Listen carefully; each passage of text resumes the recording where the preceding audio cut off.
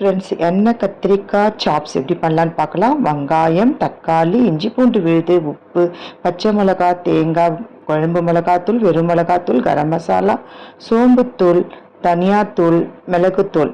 கத்திரிக்காவை இந்த மாதிரி தான் நீட்டாக அரிஞ்சு வைக்கணும். தேவையான அளவு ஒரு குழிக்கரண்டி எண்ணெய் ஊற்றிக்குங்க. இதுக்கு கொஞ்சம் எண்ணெய் செலவாகும். வெங்காயம், தக்காளி, இஞ்சி பூண்டு விழுது, பச்சை மிளகா, தேங்காய் இதை நம்ம போட்டு வதக்கி எடுத்து வச்சுக்கலாம். அதே கடாயில் அரிஞ்சு வச்சிருந்த கத்திரிக்காய், உங்களுக்கு எந்த விதமான கத்திரிக்காயில் நிறைய கத்திரிக்காய் இருக்குது, நீங்கள் எது வேணாலும் யூஸ் பண்ணிக்கலாம்.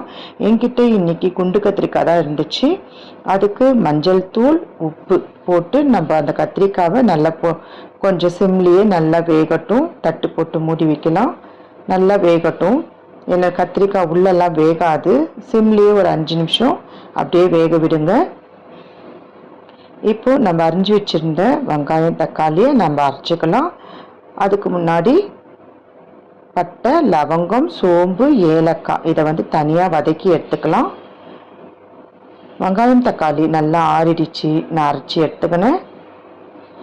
கத்திரிக்காயும் நல்லா கொஞ்சம் வெந்துருச்சு. ரொம்ப வெந்ததுன்னா ரொம்ப ஷேப்பே மாறிடும். அதே கடாயில் நம்ம பட்டை, லவங்கம் வதக்கி வச்சதை போடுங்க.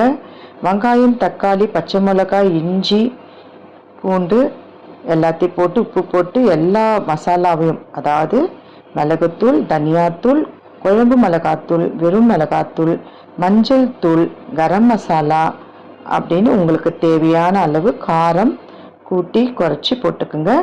நல்லா 2 குழிக்கரண்டி எண்ணெய் நம்ம இந்த கிரேவிலேயே போட்டு நல்லா வதங்கட்டும். தட்டு போட்டு மூடுங்க.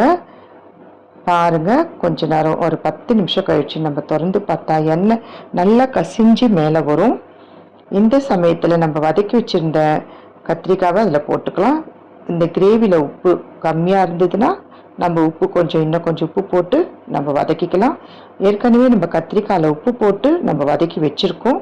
இப்போ இந்த கத்திரிக்காவை நம்ம அந்த கிரேவிலேயே போட்டு நல்லா கலரி விடுங்க. மெல்லமாக கலரி விடுங்க. கத்திரிக்காவை நம்ம அரிஞ்சு வச்சுருக்க அந்த பகுதியில் அந்த மசாலாவை கொஞ்சம் கொஞ்சமாக கரண்டிலேயே மெல்லமாக கிரேவியை உள்ளே அப்படியே நல்லா மெல்லமாக ப்ரெஸ் பண்ணி விடுங்க. அதாவது ரொம்ப அழுத்தாதீங்க, அந்த ஷேப் உடஞ்சிரும். குண்டு குண்டாக இருக்கணும். கத்திரிக்காய் மெல்லமாக போட்டு விட்டுட்டு நீங்கள் தட்டு போட்டு ஒரு 10 நிமிஷம் சிம்மில் அப்படியே மூடி இருக்கட்டும். நல்ல எண்ணெய் கசிஞ்சு வரணும். இந்த நேரத்தில் உங்களுக்கு விருப்பம் இருந்ததுன்னா ஒரு குழிக்கரண்டி எண்ணெய் மேலே ஊற்றிட்டு நீங்கள் தட்டு போட்டு மூடி வைக்கலாம். நான் தட்டு போட்டு மூடி வச்சுட்டேன். பாருங்கள், திறந்து பார்க்க சொல்ல எண்ணெய் நல்லா கசிஞ்சு மேலே வந்தது. இதுக்கு மேலே உங்களுக்கு விருப்பப்பட்டால் முந்திரி பருப்பு நல்லா வறுத்து அது மேலே போடுங்க. அவ்வளோதாங்க, சூப்பரான கத்திரிக்காய் சாப்ஸ் ரெடி ஆயிடுச்சு. மேலே கொத்தமல்லி, கருவேப்பிலை போட்டு இறக்குனா சூப்பராக இருக்குங்க. சாதத்துக்கு சாப்பிட்டு சொல்ல சூப்பராக இருக்கும். இந்த வீடியோ பிடிச்சிருந்தா லைக் பண்ணுங்கள், ஷேர் பண்ணுங்கள், கமெண்ட் பண்ணுங்கள். Bye friends.